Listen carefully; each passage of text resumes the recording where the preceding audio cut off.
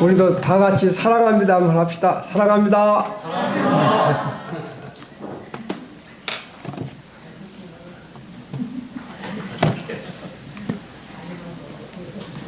제가 금요일 날 또 토요일 어제 언제나 좀 늦게 가면은 저희 집에 주차할 데가 없어요. 지하 주차장도 주차할 데가 없고, 그래서 제가 언제나 수요일 날은 우리 용대행제님 차를 얻어 타고 이제 차 대기가 힘들어서 그렇게 하는데, 참 너무 감사한 거는 언제나 한두 번이 아니고 꼭 그렇게 김제 교회라든지 어디 교회 그런 집회를 갔다 오면, 어제도 이제 상담 끝나고 오니까 집에 오니까 늦었어요. 그래서 틀림없이 자리가 없을 거다 하고, 그저께도 딱 오니까 금요일 날 지하에 딱 내려가니까 제일 좋은 자리 그가 딱 비어 있어요.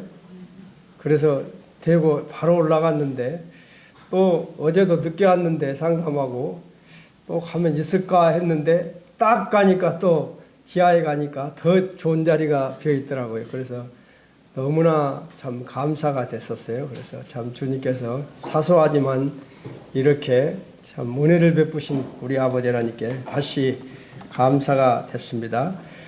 저는 오늘 말씀을 하나님은 간절한 마음 있는 곳에 임하신다는 그런 주제로 말씀을 드리겠습니다.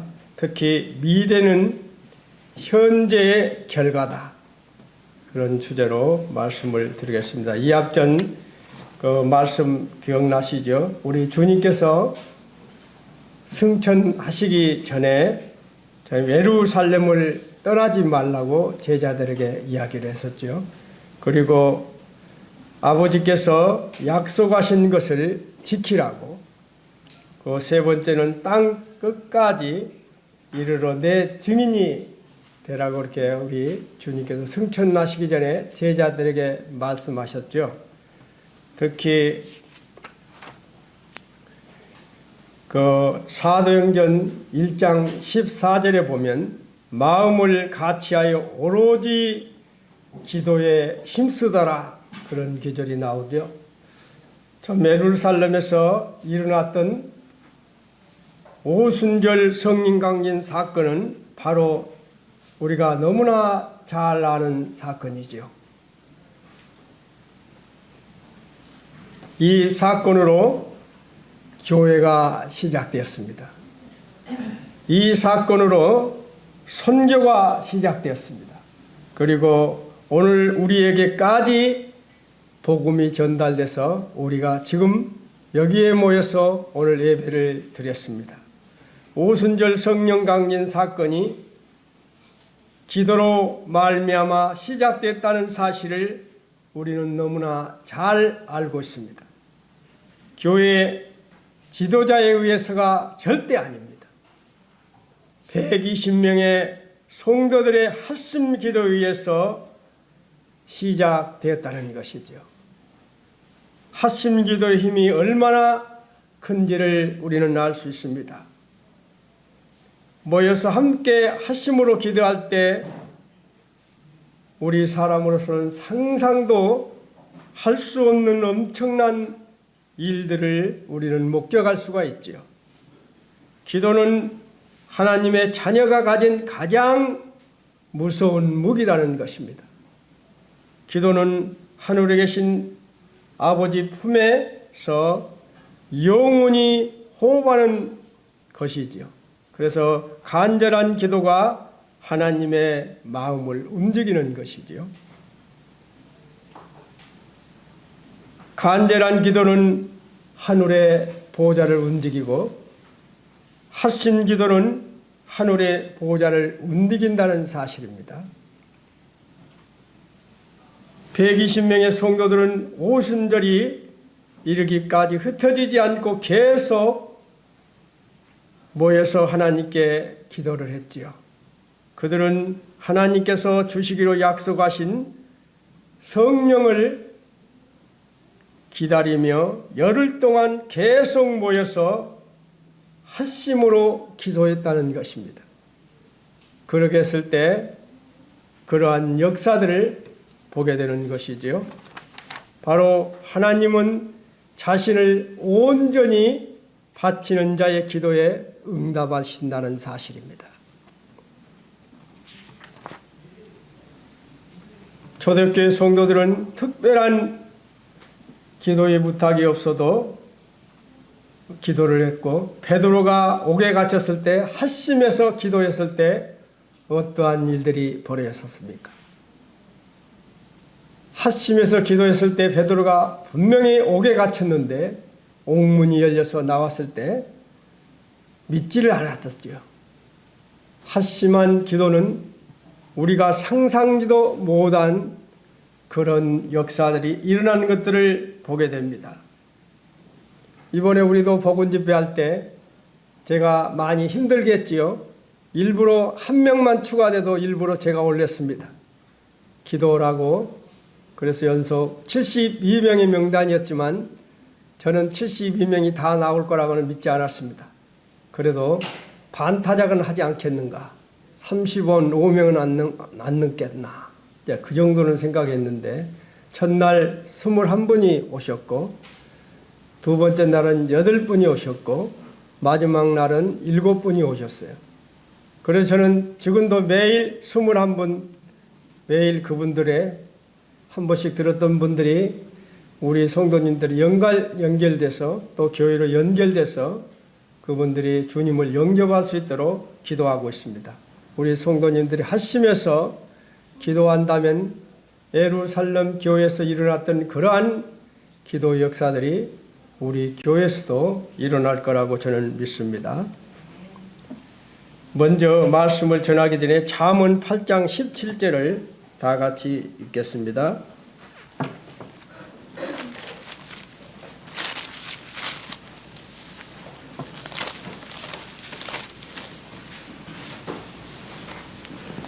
잠언 8장 17절 구약 919쪽입니다. 시작. 나를 사랑하는 자들이 나의 사랑을 입으며 나를 간절히 찾는 자가 나를 만날 것이니라. 그리고 사도행전 12장 5절 시작. 이에 베드로는 옥에 갇혔고 교회는 그를 위하여 간절히 하나님께 기도하였더라. 너무나 잘 아는 야고보서 5장 17절 18절 같이 읽겠습니다. 시작. 엘리야는 우리의 성경이 같은 사람이로되 그가 비가 오지 않기를 간절히 기도한즉 3년 6개월 동안 다시 기도하니 하늘이 비가 주고 땅이 열매를 맺었느니라.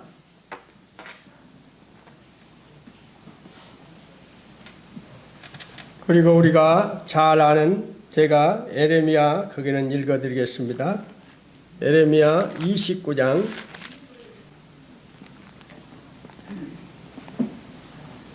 '여호와의 말씀이니라 너희를 향한 나의 생각을 내가 아나니 편안이요 재앙이 아니니라.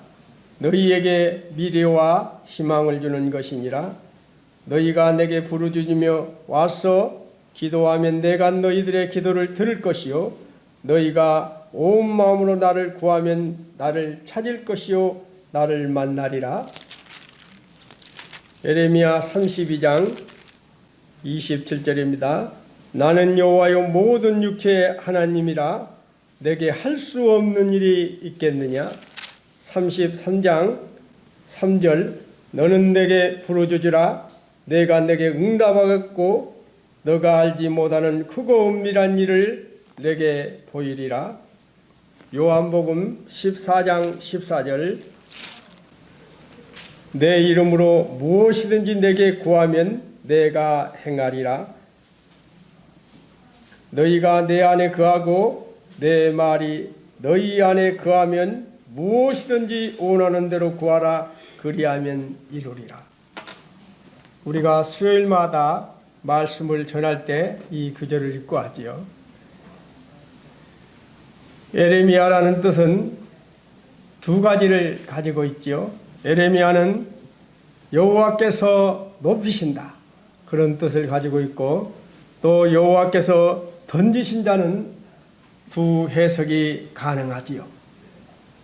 여호와께서 던지심은 패역한 유다에 대한 징계를 말씀하시는 것이고, 여호와의 높이심은 징계 후 유다의 회복을 각각 드러내주고 있는 것입니다. 유다의 백성들이 공의와 진리를 버리고 악을 행함으로써 하나님의 심판을 그들은 자초하고 있습니다. 선지자들도 제사장들도 타락해서 백성들을 올바로 인도하지 못했습니다. 어쩌면 우리나라 같이 이런 실정이 있는지 모릅니다. 우리나라도 지금 지도자들이 정말 본을 보이고 공의로서 정말 법대로 해야 되는데 완전히 그런 것들이 사라져버렸죠. 바로 이스라엘이 그때 선지자들과 제사장들이 타락해서 백성들을 올바로 인도하지를 못했기 때문에 하나님은 예레미야를 통해서 돌이키라고 말씀하시지만 백성들은 돌이키지를 않습니다. 하나님께서는 예레미야에게 너 결혼도 하지 말라. 하나님은 예레미야에게 결혼하지 말라겠습니다. 그리고 너 애고 가지도 말라고 예레미야에게 명령을 했습니다. 예레미야는 눈물의 선지자입니다. 좋은 말을 하지 않고 연속 이스라엘 유다 백성들이 듣기 싫어온 소리만 회개하라. 그렇지 않으면 너희들은 멸망한다. 너희들은 바벨론으로 끌려가서 70년 동안 포로 생활을 하게 될 것이다. 그리고 70년 후에 돌아온다. 그렇게 이분은 연속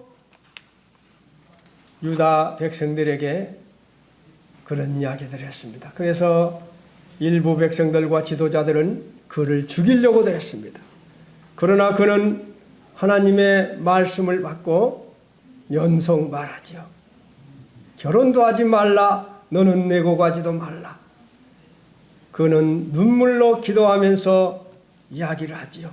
예레미야 선지자는 북방 민족의 침입이 가까이 왔다고 선포합니다.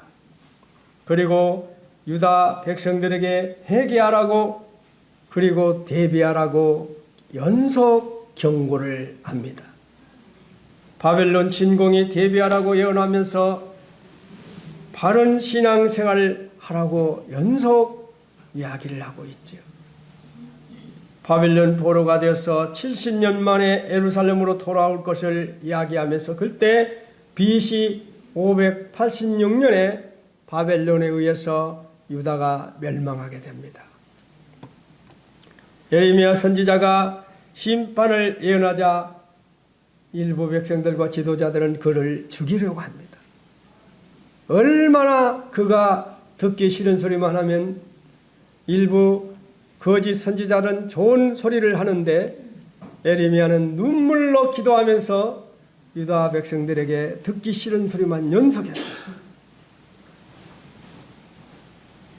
예레미야 선지자는 예루살렘이 패망한 현실을 바라보면서 고통과 절망으로 절규를 합니다. 하지만 놀랍게도 그의 절규는 이내 하나님의 선하심을 선포하는 애침으로 바뀌게 되죠. 기다리는 자들에게나 구하는 영혼들에게 여호와는 선하시도다. 예레미야가 3장 25절에 이렇게 말씀을 하고 있습니다. 영적인 실패와 삶의 무너짐을 경험하면서 절망한 수밖에 없었지만 그런 중에도 하나님의 선하심을 떠오르면서 다시 소망의 빛을 바라보게 된 것이지요. 한없이 이것이 가능한 이유는 우리 삶의 여건과 상황과 현실과 상관없이 하나님은 언제나 우리에게 변함이 없으신 분이기 때문입니다. 예레미야는 유다 멸망을 바라보면서 절규합니다. 왜요? 더 절규하는 이유가 그가 눈물로 기도했기 때문입니다. 그 유다를 엄청나게 사랑했기 때문입니다. 그는 눈물로 알기 때문에 우리 유다 민족이 회개하지 않으면, 돌이키지 않으면 바벨론에서 멸망할 것을 분명히 알고 있기 때문에 그는 눈물로 호소했습니다. 그런데 유다는 끝내 멸망했을 때는 절규합니다. 바벨론 포로 생활의 아픔과 70년 후에 돌아올 동족을 생각하면서 절망으로 절규하던 그가 하나님의 선하심을 선포하게 되는 것이지요. 왜 선포하게 되는 것입니까? 하나님은 변함이 없는 분이시기 때문입니다. 하나님은 변함이 없지요. 그리고 하나님은 어떤 분이십니까? 유다를 멸망하게 한 분이시지만 모든 것이 가능하시며 불가능이 없으신 분이시죠. 그리고 하나님은 우리의 출입을 지금부터 영원까지 지키겠다고 우리에게 약속을 하셨습니다. 여호와께서 너희 출입을 지금부터 영원까지 지키시리로다. 바로 우리 아버지 하나님이 어떤 분이십니까? 너희들을 위해 미리 준비하려 한노라. 너희들을 위해 내가 미리 준비하려 한노라. 여호와 이레 하나님. 너희들을 치료하러 왔노라. 여호와 라파의 하나님. 너희들을 승리하도록 하기에 왔노라. 여호와 니시의 하나님. 너희들이 있는 곳마다 함께 하려 왔노라. 바로 여호와 삼마 하나님. 바로 이분이 우리 하나님이시기 때문입니다. 그래서 예레미야는 다시 선하심을 선포하고 있는 것이지요. 그래서 아까 예레미야 29장, 예레미야 32장, 33장 이 말씀들을 우리에게 더욱 자기가 기도하면서 이스라엘 백성들에게 선포하며 희망을 주고 있습니다. 이러하신 하나님께서 그리하면이란 신구약에서 225번이 나옵니다. 주님께서 너희들이 그리하면 내가 해주겠다고 약속하신 우리 주님께서 우리에게 어떤 말을 합니까? 구하라, 찾으라, 두드리라고 우리에게 말씀하고 있습니다. 하나님은 우리에게 가장 좋은 것을 주시길 원하시는 분이시죠. 우리를 가장 선한 길로 이끌어 주시는 분이 바로 우리 아버지 하나님이시죠. 우리의 모습과 처지에 상관없이 언제나 하나님은 우리의 하나님이 되었기 때문입니다. 주님은 우리가 불신앙 자리에 돌이켜 구하는 자로, 찾는 자로, 두드리는 자로 살기를 원하시기 때문에 예레미야 선지자는 이스라엘 백성들에게 그렇게 기도하라고 이야기하고 있는 것이죠.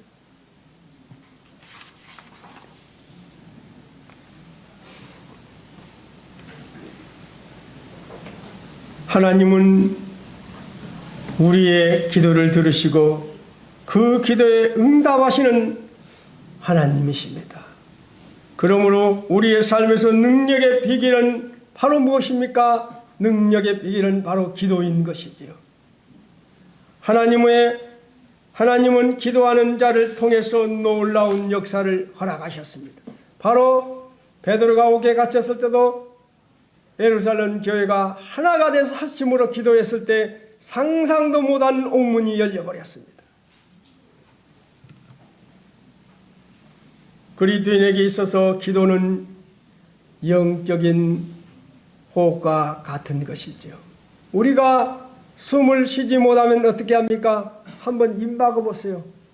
한 5분만 가면 우리 견딜 수가 없습니다. 그런데 우리가 이 공기에 대해서 한 번이라도 간사해 본 적 있습니까? 이 공기가 없으면 우리는 얼마 가지 않아서 죽습니다. 그런데 우리는 감사하지 않고 있어 어렵것 공기는 있는 걸로 생각합니다. 바로 우리 그리스도인에게 있어서 기도는 영적인 호흡이라는 것입니다. 생명이 있다는 것은 호흡을 하고 있다는 말이지요. 영적으로 거듭난 사람이 정상적으로 자라가기 위해서는 영적인 양식인 말씀, 영적인 호흡인 기도가 반드시 있어야 하는 것이지요. 그렇지요. 우리 그리스도인이 말씀이 없고 기도가 없다면 우리는 절대 승리할 수가 없는 것이지요.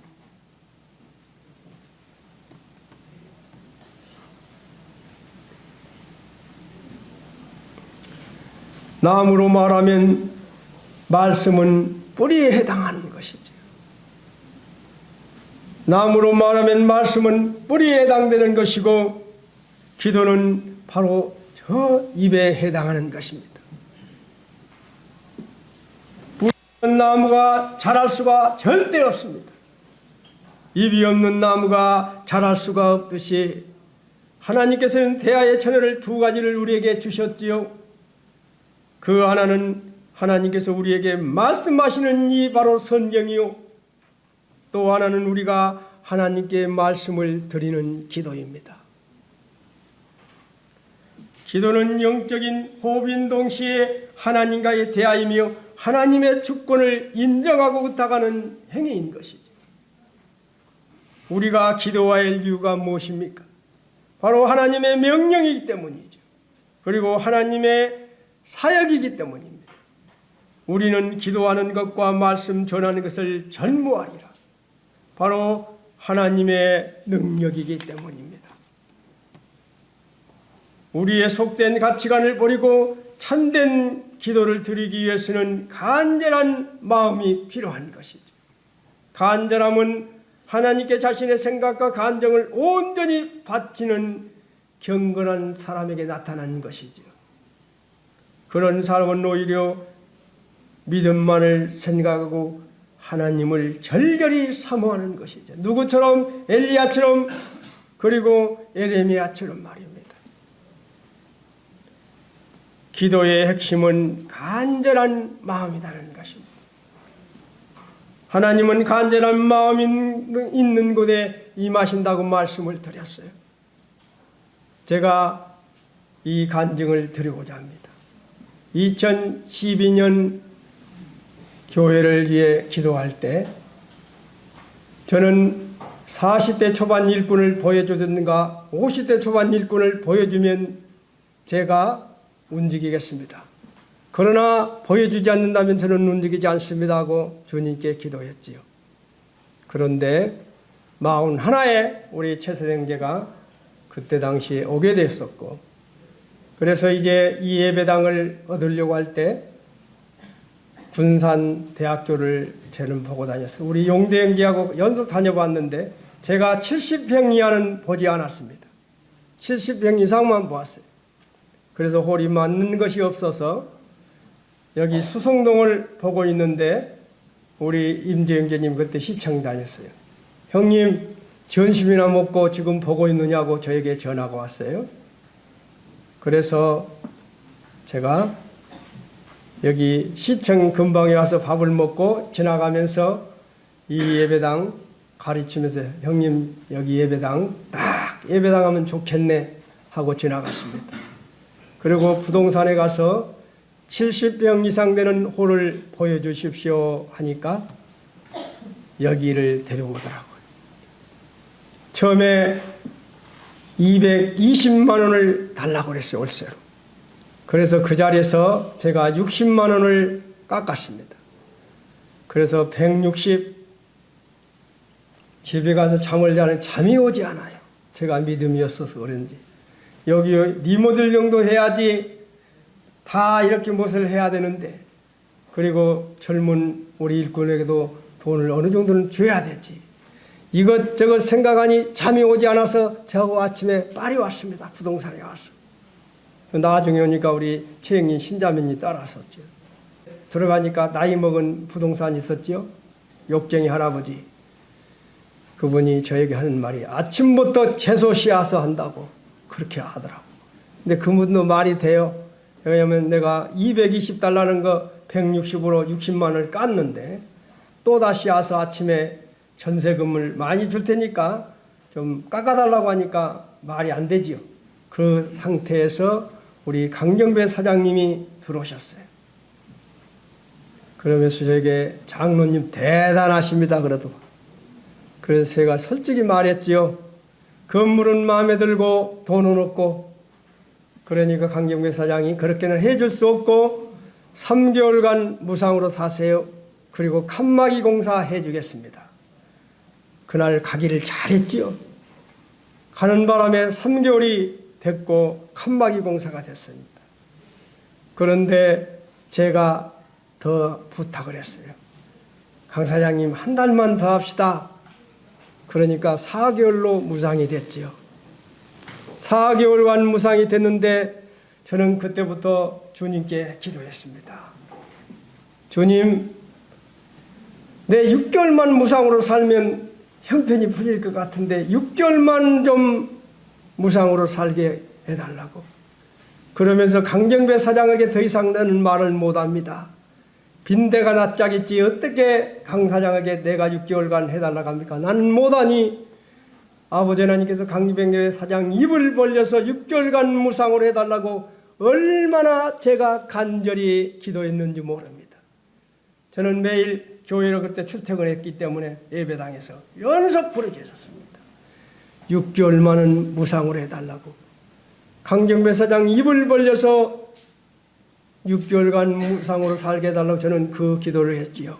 내일 계약이다면 오늘 오후에 임재영님이 간다더니 따라왔어요. 정말 주님이 우리 임재영님을 붙여주신 것이죠. 갔더니 욕쟁이 그 할아버지 그리고 강정배 사장 또 여자분 나 임재영님 5명이 있었어요. 이런 이야기를 하는데 그때 전혀 그런 말을 해야 할 분위기가 아닌데 갑자기 우리 임재영님이 그런 이야기를 했어요. 우리 장로님 아들은 서울의대를 졸업했습니다.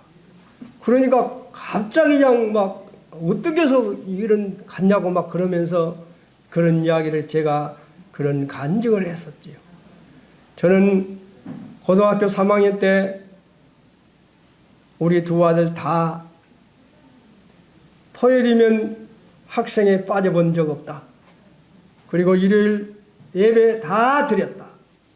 그리고 저는 여름 수양회 때 2박 3일간 할 때도 담임 선생님께 전화해서 아들 수양에 참석시켰다.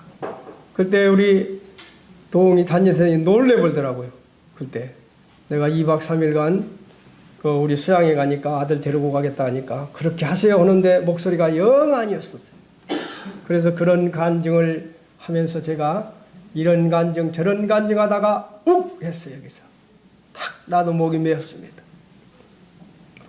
그때 강정배 사장이 제 손을 딱 잡더니만 장로님 6개월간 무상으로 사세요. 나는 그때 얼마나 울었는지 모릅니다. 간절히 기도했을 때 제 기도로 그대로 들어주시던 하나님 너무 감사해서 저는 그 자리에서 5명 있는데 엉엉 울어버렸어요. 그러니까 사람들이 당황을 해가지고 어쩔 줄 모르더라고요. 엉엉 울었지요. 그래서 솔직히 제가 말씀을 드렸습니다. 제가 그렇게 저는 빈대가 낯짝지 말을 못하니 강정배 사장 입을 벌려서 6개월간 무상으로 살게 해달라고 간절히 기도했는데 주님께서 이렇게 제 기도를 들어줘서 제가 눈물을 흘렸다고. 그러니까 이제 그렇게 됐고요. 그러고 나서 강정배 사장이 우리가 나중에 또 4개월, 2개월 결과적으로 우리가 13년을 살아가고 있는데 1년을 무상으로 살았지요. 그래서 그 강정배 사장과 저의 인간관계는 지금까지 맺어오고 있고, 얼마 전에도 이호수에서 사업을 하는데 그 톡 같은 거 못을 해갖고 왔다고 왔다가 나를 만날 틈이 없으니 여기 예배당 6층 신발장에 놔두고 간다 한 6시에 전화가 와서 빨리 가져가세요. 그래서 가져갔습니다. 저는 이 말씀을 들은 것은 간절한 기도는 역사하더라는 것입니다. 기도의 핵심은 간절한 마음이고 하나님은 간절한 마음이 있는 곳에 임하신다는 것입니다. 간절함은 신앙의 향기일 뿐만 아니라 그것이 자라는 줄기야 가지라고 했어요. 그래서 제가 너무 기절이 좋아서 이거를 적었는데 벌써 시간이 너무 많이 가서 읽지를 않겠습니다. 엘리야는 우리가 성정이 같은 사람이로되 그가 비가 오지 않기를 간절히 기도한 즉 3년 6개월 동안 땅에 비가 오지 아니하고 다시 기도하니 하늘이 비를 주고 땅이 열매를 맺었더라. 우리는 잘 압니다. 엘리야가 어떻게 기도했던지를. 엘리야는 갈멜산 꼭대기에 가서 기도할 때 땅에 무릎을 꿇고 얼마나 기도를 했던지 이 머리가 이 다리 사이에 들어갔다고 나오고 있습니다. 저 해보려고 해도 안 되더라고요. 그걸. 저는 기도할 때 이 근래는 무릎을 꿇지 않습니다. 이제는 일어날 수가 없어요. 그래서 언제나 제 의자를 갖다 놓고 기도합니다. 저희 집사람 나보다 너무 길다고 짧게 하라고 하지만 기도하다 보면 그렇게 안 되잖아요. 기도가. 왜요? 저희 부부를 위해서, 저희 사랑하는 자녀들, 손녀딸들을 위해서, 또 우리 기도 교회를 위해서. 저는 기도 제목이 이제는 한 가지가 더 늘어났지요. 7가지에서 8가지로 한 가지가 일어났는데 올해 한 가지 추가하는 것이 바로 이것이지요. 우리 군산 번영록 교회 성도들이 이 세대를 본받지 않고 아버지 하나님의 선하시고 기뻐하시고 온전한 뜻이 무엇인지를 분별하면서 이 세상에서 언제나 깨끗한 생각을 갖게 해달라고, 깨끗한 행동을 하게 해달라고, 그리고 거룩한 삶을 살아서 빛의 열매, 성령의 열매를 맺는 그러한 성도들이 되게 해달라고, 그리고 하나님의 대사답게 이 땅에서 살게 해달라고 고린도전서 13장의 말씀처럼, 그 사랑장의 말씀처럼 물에 영치 아니하며 성내지 아니하며 진리 않게 기뻐하면서 그리스도의 사랑의 편지가 되게 해달라고, 그리스도의 향기로 이 군산을 변화시키는 성도들이 되게 해달라고 연속 기도하고 있지요. 그래서 한 가지가 추가됐어요. 저는 이 근래 기도할 때마다 너무 감사한 게 다른 교회들은 연속 성도들이 떠난다고, 그런데 감사하게 우리는 연속 오고 있습니다. 그래서 연속 이렇게 저희 군산 번영록 교회는 보내주시지 생각지도 않았는데 또 전화가 와서 오늘 은하씨, 경학씨 온다고 했을 때 얼마나 감사했는지 모릅니다. 우리가 하나가 돼서 기도할 때 역사는 이루어질 것입니다. 바로 엘리야가 갈멜산에서 생명을 걸고 간절히 기도했을 때 그 기도의 응답을 받았었던 것이죠.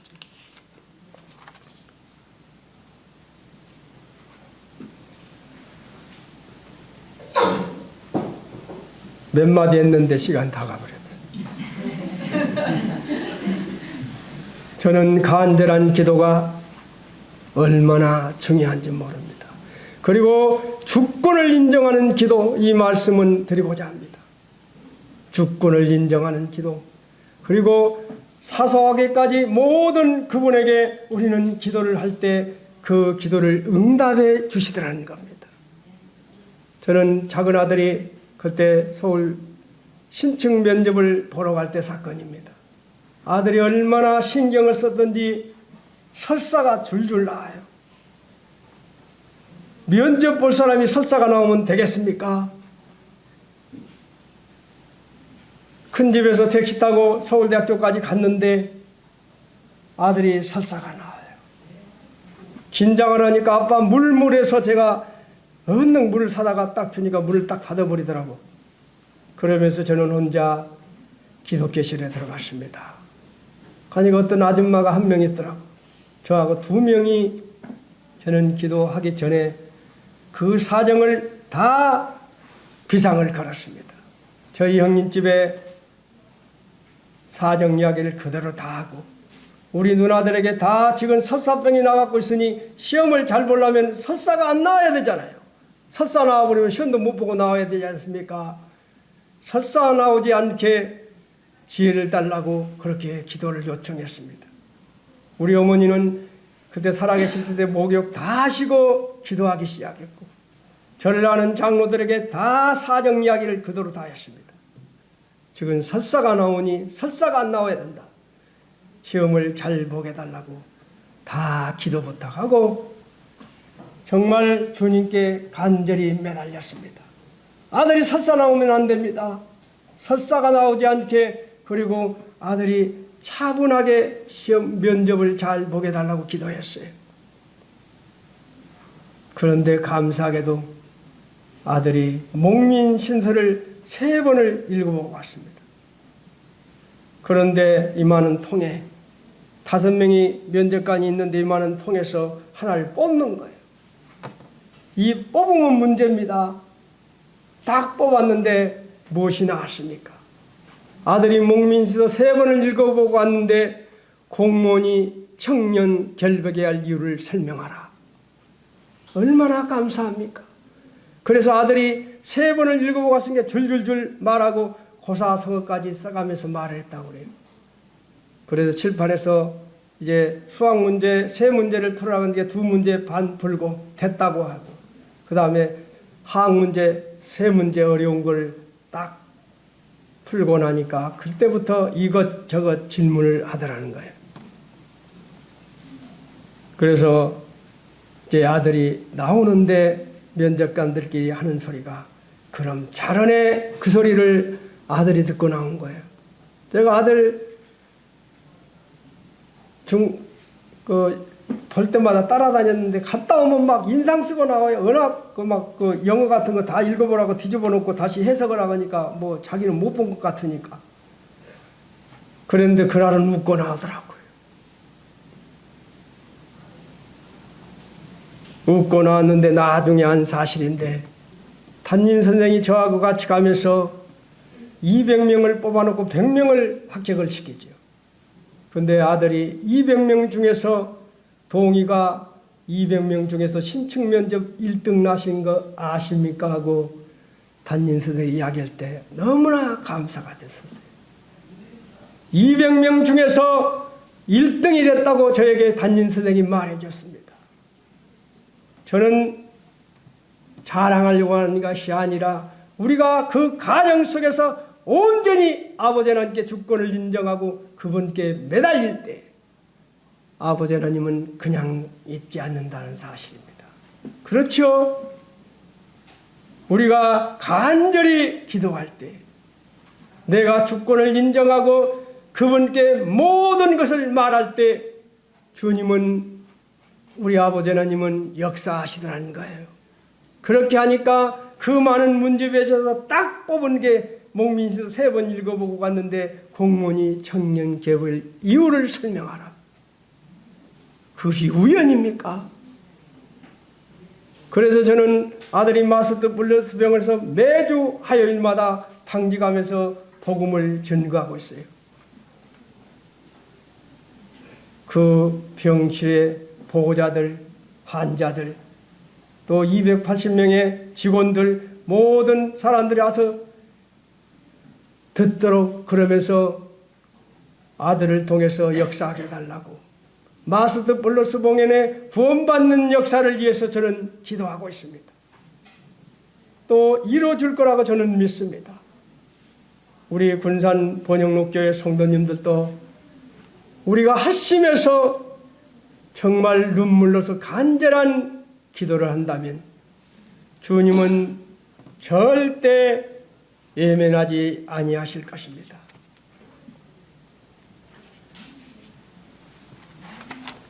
기도의 핵심은 간절한 마음입니다.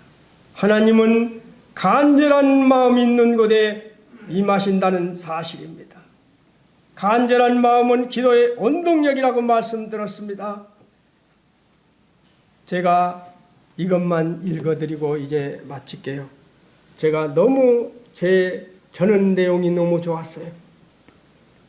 간절함은 신앙의 향기일 뿐만 아니라 그것이 자라는 줄기와 가지이다.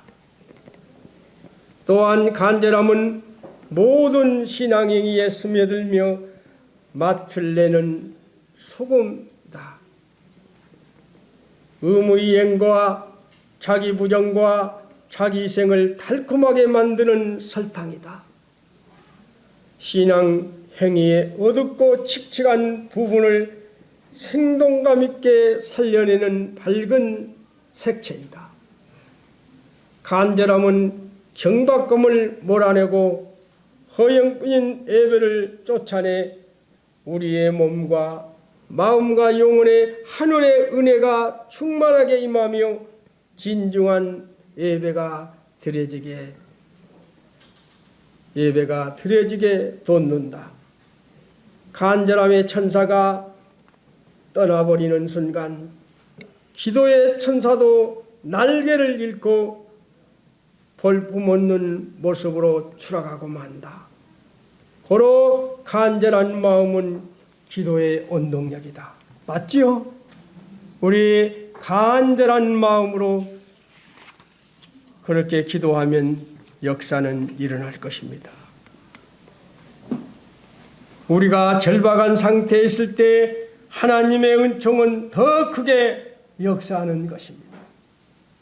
어려울 때일수록 더욱더 하나님의 약속을 믿고 순종해야 하는 것이죠. 이제는 오늘 결론입니다. 우리는 인생을 살면서 많은 어려움을 만나 속수무책일 때가 있습니다. 그러나 우리가 속수무책일 때가 바로 하나님께서 우리 위에 일하실 기회라는 사실입니다. 우리가 하나님을 전적으로 의지하고 세상과 타협하지 않고 하나님의 도우심을 간절히 간구할 때 주님께서 대책을 마련해 주신다는 사실입니다. 아멘이죠? 바로 우리가 온전히 우리 주님께 의지할 때 우리 주님은 예면하지 않으십니다. 우리 성도님들 부탁합니다. 내가 이런 부탁하면 아이고 이건 나 혼자만 해야지. 이러지 마시고 무조건 다 말하세요. 이런 기도 부탁합니다 하고 하세요. 저는 지금도 부산에 어떤 자매님 형제는 꼭 어떤 사소한 것까지 있어도 다 전화해요. 기도해달라고. 근데 우리 군산 번영록교회 성도들 하는 분도 있지만 그렇게 하는 분 있습니까? 바로 그것이 주권을 인정하는 것이지요. 합심해서 기도하는 것이지요. 나의 어려움이 있다면 기도 부탁하는 것입니다. 창피한 게 아니지요.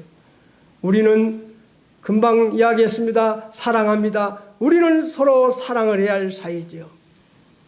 그래서 있으면 기도를 내놓으시길 바랍니다. 기도하겠습니다.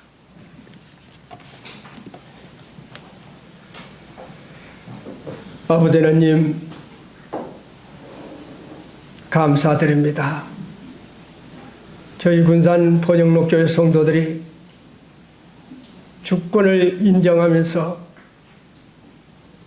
간절한 마음으로 아버지 하나님께 다 고백하며 기도하는 그러한 성도들이 되게 인도해 주시옵기를 아버지 하나님께 기도를 드립니다. 저희 군산 번영록교회 성도들이 정말 기도로서 살아갈 수 있도록 아버지 하나님 인도해 주시옵소서.